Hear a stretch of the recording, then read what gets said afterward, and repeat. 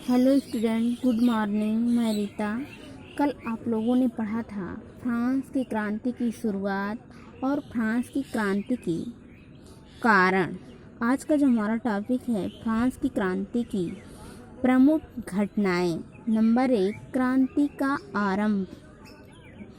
Estate general France की प्राचीन संसद का नाम है। इसमें 3 प्रकार के सदस्य थे।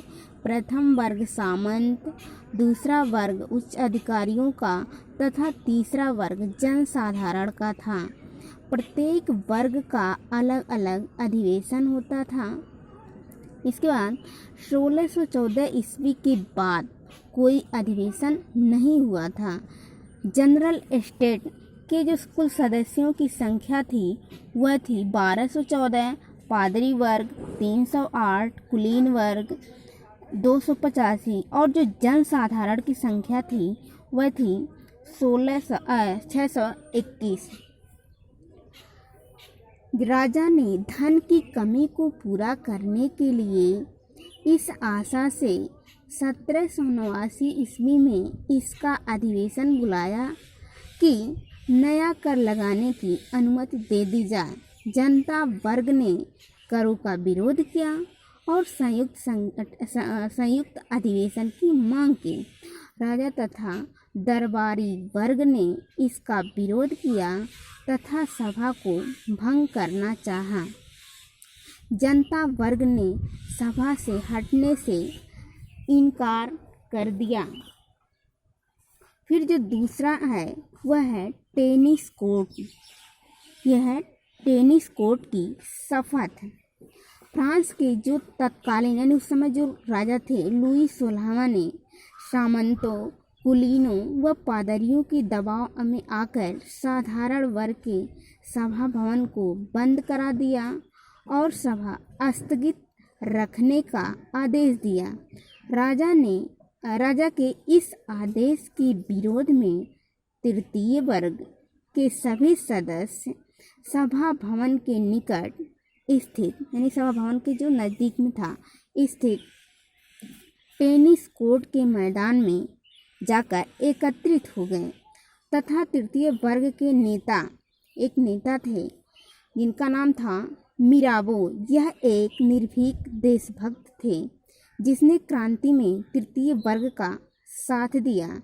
इन्हीं की अध्यक्षता में शपथ ग्रहण की जिसमें संकल्प लिया गया कि हम यहाँ से उस समय तक नहीं हटेंगे जब तक हम देश के लिए संविधान का निर्माण नहीं कर लेंगे, भले ही हमारे विरुद्ध संगीनों से ही क्यों न काम लिया जाए।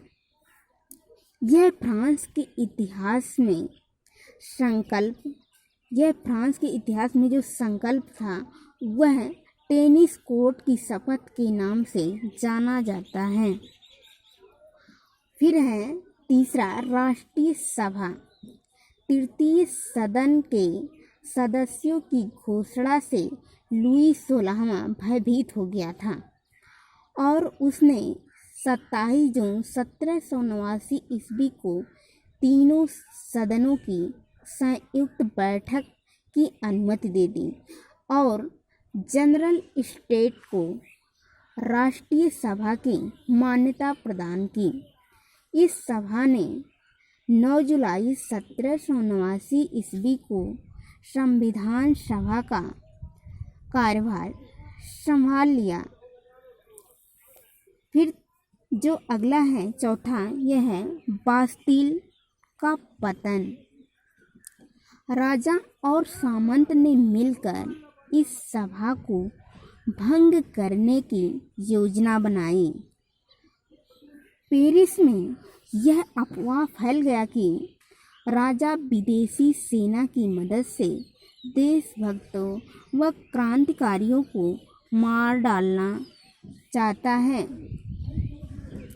इससे पेरिस की जनता उत्तेजित हो गई और 14 जुलाई 1789 को फ्रांस की जनता ने हिंसक आक्रमण कर राजा के अत्याचार किए प्रति समझी जाने वाली, यानी राजा के जो अत्याचार की प्रतीक थी उसको समझे जाने वाली जो थी वह थी बास्तिल की जेल, और बास्तिल की जेल को इन्होंने नष्ट कर दिया और कैदियों को मुक्त कर दिया। यह घटना जो थी यह राजा की निरंकुशता को समाप्त करने का प्रथम सोपान था। इसीलिए 14 जुलाई को फ्रांस में राष्ट्रीय पर्व के रूप में मनाते हैं, क्योंकि इसी तिथि को 1789 ईस्वी को बास्तिल की जेल का पतन हुआ था।